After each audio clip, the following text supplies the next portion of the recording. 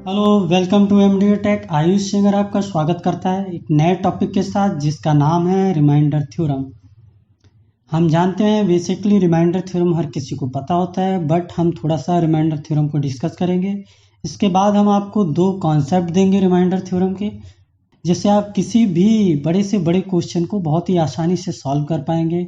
चलते हैं, पहले हम डिस्कस करते हैं रिमाइंडर थ्योरम होता क्या है। तो बेसिकली रिमाइंडर थ्योरम को जानने के लिए कि किसी भी नंबर को लाइक 15 एक नंबर ले लिया हमने और उसको 2 से भाग देते हैं। बचपन में पढ़ा होगा, 2 से भाग देते हैं तो 7 बार जाता है, 14 आता है और एक रिमाइंडर बचता है, शेषफल 1 बचता है। तो 1 को रिमाइंडर कहते हैं, 7 को कोसेंट कहते हैं, जो 15 है उसको भाज्य कहते हैं और 2 को भाजक कहते हैं। अब इस चीज को आगे बढ़ाते हुए आप देखिए, जब इसको हम एक इक्वेशन में लिखते हैं 15 इक्वल टू 7 इंटू 2 प्लस 1, जो फॉर्मेट बनता है इसको ही रिमाइंडर थ्योरम कहते हैं। Dividend equal to divisor into quotient plus remainder means भाज्य इक्वल टू भाजक इंटू भागफल प्लस रिमाइंडर। क्या है? भाज्य इक्वल टू भाजक इंटू भागफल प्लस शेषफल। ये आपकी पूरी रिमाइंडर थ्योरम हो जाती है। ठीक है, इस थ्योरम को याद करके आप बेसिक के जितने भी टाइप के क्वेश्चन होंगे जो इक्वेशन फॉर्मेशन पे बेस्ड होंगे वो सारे क्वेश्चन हो जाएंगे। इवन वो भी क्वेश्चन हो जाएंगे लाइक डिविडेंड जो है उसको 3 टाइम्स कर दिया, डिवाइजर को 2 टाइम्स कर दिया, रिमाइंडर क्या होगा, इस टाइप के जितने भी क्वेश्चन होंगे बहुत ही आसानी से आप कर लेंगे। चलते हैं नेक्स्ट टॉपिक पे, जो हमारा मेन टॉपिक है जिसको हम बेसिकली डिस्कस करने वाले हैं। ये कुछ क्वेश्चन है जो हम बाद में डिस्कस करेंगे। आते हैं नेगेटिव रिमाइंडर। नेगेटिव रिमाइंडर क्या है? देखिए, नेगेटिव रिमाइंडर जैसी कोई भी चीज़ एग्जिस्ट नहीं करती है। एक बस हम अपनी कैलकुलेशन को शॉर्ट करने के लिए, कैलकुलेशन को आसान करने के लिए नेगेटिव रिमाइंडर ले लेते हैं। अब नेगेटिव रिमाइंडर होता है क्या, उसी एग्जाम्पल से देख लेते हैं। जैसे 15 हमने लिया था और 2 से भाग दिया, 7 बार जाता है, यहाँ 14 आता है और 1। इसकी जगह अगर हम करें कि इसको 8 बार पूरा जाता है तो क्या आएगा? 16 और यहाँ पे -1 आएगा। तो ये जो रिमाइंडर है वो नेगेटिव रिमाइंडर हो गया। देखिए, एक दूसरा एग्जाम्पल लेते हैं जिसमें हम 29 को रखते हैं, 29 और 15 से भाग देते हैं। तो हमको पता है कि अगर हम 1 बार जाते हैं तो 15 होगा और जो रिमाइंडर है +14 जाएगा। और अगर हम 2 बार जाते हैं तो यहाँ 30 होगा और जो रिमाइंडर है वो -1 हो जाएगा। ये जो -1 आया है इसकी वजह से हम नेगेटिव रिमाइंडर लेते हैं कि जब हमें नेगेटिव रिमाइंडर और पॉजिटिव रिमाइंडर देखना है और जो भी छोटा रिमाइंडर होता है उसको कंसीडर कर लेंगे अपनी कैलकुलेशन को सॉर्ट करने के लिए। समझिए, रिमाइंडर निकालेंगे, अगर नेगेटिव रिमाइंडर छोटा है तो उसको कंसीडर करेंगे, पॉजिटिव रिमाइंडर छोटा है तो उसको कंसीडर करेंगे। जो भी छोटा होगा कैलकुलेशन के लिए उसको कंसीडर कर लेंगे और हम अपना फाइनल रिमाइंडर निकालेंगे। अगर वो फाइनल रिमाइंडर हमारा नेगेटिव आता है, अगर फाइनल रिमाइंडर नेगेटिव आता है तो जिससे हम भाग दे रहे थे उसमें से वो घटा देंगे और हमें फाइनल अपना आंसर मिल जाएगा। कैसे करेंगे हम आपको एक क्वेश्चन से बताते हैं। ये हमारा क्वेश्चन है।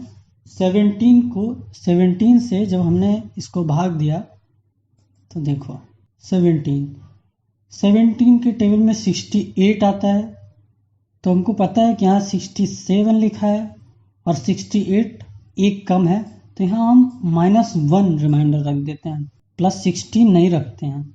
+16 मल्टीप्लाई करेंगे तो वो ज़्यादा आएगा, उसको कम करने के लिए -1 रख दिया। 1 से मल्टीप्लाई करना बहुत आसान है। अब यहाँ आते हैं 103। 17 की टेबल देखोगे आपको मिलेगा 102। अब देखो यहाँ पे नहीं हम माइनस रिमाइंडर कंसीडर करेंगे क्योंकि 102 + 1 करेंगे तो पॉजिटिव रिमाइंडर। ठीक है, ऐसे 85 यहाँ भी +1, यहाँ पे आते 153 -1 होना चाहिए, +1, यहाँ पे 136 140 मीन्स +4। -1 +1 इन सब का मल्टीप्लाई करते हैं। इसका जब मल्टीप्लाई करेंगे तो हमको मिल रहा है -4/16। 17, -4 आ रहा है, घटा दो, जो हमारा रिमाइंडर हुआ 13 हो गया। 17 में से 4 गया 13/17, यही हमारा फाइनल आंसर होगा। इसको और समझाने के लिए हम आगे डिस्कस करेंगे, एक बेहतरीन क्वेश्चन लाएंगे जिसमें आप सारे कॉन्सेप्ट समझ जाएंगे। आगे हम दूसरा कॉन्सेप्ट देखते हैं। आपको बेसिक नॉलेज हो गई होगी। हम उस रिमाइंडर को कंसीडर करेंगे जो कम हो, वो चाहे प्लस में हो या माइनस में हो। कंसीडर करके कैलकुलेशन को सॉर्ट करेंगे और फाइनली हम अपना आंसर निकालेंगे। हमको अपने आंसर से मतलब है, ठीक है। नेक्स्ट चलते हैं, टूसेंट मेथड। टूसेंट मेथड क्या है? ये टूसेंट मीन्स साइक्लिसिटी। हम किसी भी फॉर्मेशन की साइक्लिसिटी निकालते हैं और फिर आपको पता है जब साइक्लिसिटी निकल जाती है तो किसी भी पावर को छोटा करना कितना आसान हो जाता है। लास्ट डिजिट में आपने पढ़ाई होगा, एक फॉर्मेशन देते हैं a/n पे पावर p। अगर आपको मिलता है ऐसा कुछ भी कि कोई नंबर दिया गया जिसको डिवाइड करना है किसी नंबर से और उसका पावर p है, तो आपको बस दो चीज़ों पे ध्यान देना, a और n पर। a और n को प्राइम होने चाहिए, तो n का टूसेंट निकालते हैं, वो क्या होगा? वो होगा n-1। अगर ये को प्राइम है, नंबर जो जिससे डिवाइड कर रहे हैं वो प्राइम है, तो उसका डायरेक्ट टूसेंट n-1 हो जाएगा। इस n-1 से पावर को डिवाइड कर देंगे, जो n-1 है यही इसकी साइक्लिसिटी हो गई, ठीक है। लेकिन अब दूसरा, अगर वो को प्राइम नहीं है, लाइक हमने 10 ले लिया, 10 से हम डिवाइड कर रहे थे जो को प्राइम नहीं है, कंपोजिट नंबर है, तो इसके फैक्टर करेंगे। फैक्टर क्या हुआ? 5 × 2। टूसेंट कैसे निकालेंगे? 10t, 10 का t टूसेंट इक्वल टू क्या करेंगे? 10 1 - 1/5 और 1 - 1/2। ये हमारा कॉन्सेप्ट है टूसेंट निकालने का। 10 जो भी नंबर है उसको, और जो फैक्टर हैं उनको 1 - 1/, करके लिख देते हैं, टूसेंट निकालते हैं। अब देखिए, तो आपका आ जाएगा आंसर 4। इसका साइक्लिसिटी हमको पता चल गया 4। अब हम इसी कॉन्सेप्ट को अप्लाई करके एक बेहतरीन क्वेश्चन लेते हैं जिससे आपके सारे फंडे क्लियर होने वाले हैं, ठीक है। चलते हैं, कैसे अप्लाई करना है, क्या करना है, मैं आपको सिखाता हूँ एग्जाम्पल से। आते हैं इस वाले क्वेश्चन पर, क्वेश्चन नंबर 14। ये 2 पे पावर 4 6 9 है, मीन्स 2 पे पावर 4 6 9 और प्लस 3 पे पावर 2 6 8 डिवाइड बाई 22। ये हमारा क्वेश्चन है। अब इसका हमको रिमाइंडर फाइंड करना है। 2 पे पावर 4 6 9 प्लस 3 पे पावर 2 6 8 डिवाइड बाई 22। आया हुआ क्वेश्चन है, कितने आसानी से हम इसको करेंगे ये आप बस देखिए 22 है, 22 का क्वोशेंट निकालेंगे। एक लाइन का क्वेश्चन है, निकालने के लिए जैसे हम 22 का क्वोशेंट निकालेंगे तो देखते हैं 22 मीन्स 22 के फैक्टर कितने हो गए? 2 × 11 मीन्स यहाँ पे 1 - 1/2 इंटू 1 - 1/11। ये आप अपना दिमाग में भी कर सकते हैं, बहुत ही आसान है। 2 × 1/2 आ जाएगा, यहाँ पे 10/11 आ जाएगा और 11 से 11 कट जाएगा, तो जो आपका टूसेंट है वो 10 निकल आता है, ठीक है। मीन्स इस नंबर की साइक्लिसिटी जो है वो 10 निकल के आ गई। अब हमारा क्वेश्चन बहुत ही ज़्यादा आसान हो गया है, देखते हैं कैसे। जैसे ही हमको ये टूसेंट पता चलता है, हम इस नंबर की पावर को टूसेंट से डिवाइड करते हैं। जो नंबर आपको दिख रहा है 2 पे पावर 4 6 9 और 3 पे पावर 2 6 8। अब इसको 10 से डिवाइड करेंगे तो यहाँ पे 9 बचेगा, यहाँ पे 8 बचेगा, ठीक है। तो आप डिवाइड कर दीजिए, डिवाइड करने पे आपको मिलेगा यहाँ पे 9 8 मीन्स 8। अब देखिए, जैसे ही आपको टूसेंट पता चलता है ये क्वेश्चन इतना छोटा हो गया, ठीक है। अब 2 पे पावर 9 और 3 पे पावर 8 को क्या करना है? अब आपको एक तो मेथड आपको जो हमने बताया वो आपको आपने अप्लाई कर लिया। दूसरा देखो, 2 पे पावर 9 को कैसे लिखें? 32 इंटू 16 लिख दीजिए, और यहाँ पर 3 पे पावर 8 मीन्स 81 इंटू 81, 3 इंटू 3 पे पावर 4 इंटू 3 पे पावर 4। ये हमने क्यों किया है? ये हम आपको इसलिए किया है कि आपका जो दूसरा कॉन्सेप्ट है उसको समझाने के लिए। 9 खत्म हो गया और यहाँ 8 खत्म हो गया, ठीक है। अभी आपका दूसरा बहुत ही ज़्यादा सिंपल क्वेश्चन बन गया है जो आप with in A second solve करने वाले हैं। देखिए 32 से इसको डिवाइड करेंगे तो जो आपको रिमाइंडर मिलेगा, देखिए 32 में जाएंगे तो 44 आएगा, 44 जो माइनस जाएगा तो -12। यहाँ हम छोटा रिमाइंडर कंसीडर करेंगे तो आपको पता चल जाएगा -12 छोटा है, ठीक है। इधर जाते हैं तो देखते हैं 16 और 22 में 22 से 16 घटाते हैं तो आपको -6, ये छोटा मिल जाएगा। 81 आपको पता है 88 होता है, 22 इंटू 4 88, 88 में से कितना क्या करे यहाँ पे 7, ठीक है ना, -7 इंटू -7, ये आपको नेगेटिव रिमाइंडर से पता चल रहा है, ठीक है। अब देखिए जैसे ही ये आपको पता चलता है तो यहाँ पे होता है 12 72 एक नंबर आया प्लस 49। अभी भले ही इस चीज़ को टाइम लग रहा है क्योंकि मैं आपको बता रहा हूँ स्टेप बाइज, एक एक स्टेप आपको समझा रहा हूँ, लेकिन यही क्वेश्चन जब आप खुद से करेंगे तो जरा सा भी टाइम नहीं लगेगा। देखिए यहाँ माइनस का मल्टीप्लाई हुआ तो प्लस, माइनस का मल्टीप्लाई हुआ प्लस। अब देखिए 22 का जब ऐसे निकाला तो इस -12 रिमाइंडर आया, -6 रिमाइंडर आया, -7 रिमाइंडर आया, -7 रिमाइंडर आया, रिमाइंडर का मल्टीप्लाई किया तो 72 49। आपको पता है 72 22 से बड़ा है, फिर से भाग दे दीजिए तो कितना आएगा आपको। देखिए 66 से कितना ज़्यादा है ये +6 4, ठीक है। और ये 44 से कितना ज़्यादा है +5, आप जोड़ दिए 6 5 11, यही आपका आंसर है।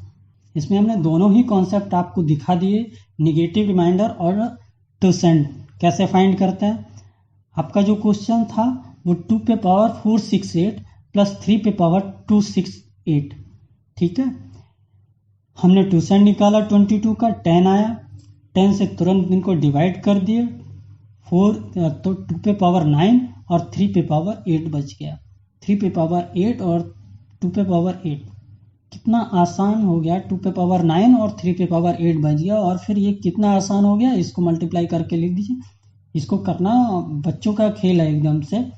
फिर 22 को डिवाइड कर दीजिए, क्योंकि ये थोड़ा सा टिपिकल क्वेश्चन था इसलिए ये आपको करना भी पड़ा, नहीं तो एक ही मेथड से, दोनों मेथड लगाने भी नहीं पड़ती, एक ही मेथड से आपको आ जाता क्वेश्चन, ठीक है। बहुत ही ज़्यादा सिंपल हो गया, ठीक है। ऐसे आप कर सकते हैं दोनों ही कॉन्सेप्ट को अप्लाई करके बहुत ही आसान तरीके से इस क्वेश्चन को कर सकते हैं। इस एग्जाम्पल में क्या है 10 पावर 1, 10 पावर 2, 10 पावर 3 ऐसे जाता है ये 10 पावर 4 अप टू 100 तक, 10 पावर 100।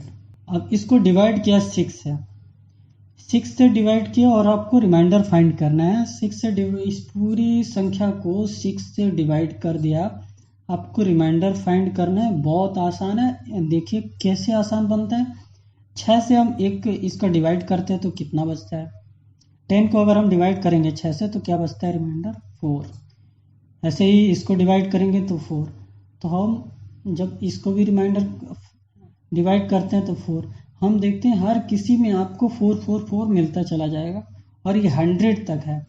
तो जो फाइनल है वो आपको पता लगेगा कि 4 इंटू 100 टर्म है ना, तो 100 बार 4 मिलेगा आपको, डिवाइड बाई 6, देख लीजिए 400/6 रिमाइंडर 4, ये आपका फाइनल आंसर। बहुत ही सिंपल। ये प्रॉपर्टी में आई है, थोड़ा प्रॉपर्टी देखना बहुत ज़रूरी है रिमाइंडर थ्योरम में। जब किसी भी नंबर को, जब दो नंबर दिए गए a इंटू बी मल्टीप्लिकेशन में और उनको किसी तीसरे नंबर से डिवाइड करते हैं और उनका रिमाइंडर फाइंड करते हैं, तो a का जो रिमाइंडर निकलता है, जो अभी हमने क्वेश्चन में अप्लाई किया था, बट आपको ये प्रॉपर्टी पढ़ाने से पहले ही बता दिया, ए इंटू आर इंटू बी का जो रिमाइंडर मिला बी आर। अब हमको एक चीज़ देखना है कि ए का रिमाइंडर और बी का रिमाइंडर का मल्टीप्लिकेशन अगर n से ज़्यादा है तो एक बार दोबारा से हम n का डिवाइड कर देंगे। यही हमारी फर्स्ट प्रॉपर्टी है। सेकंड प्रॉपर्टी सेम यहाँ पे भी इनका जो रिमाइंडर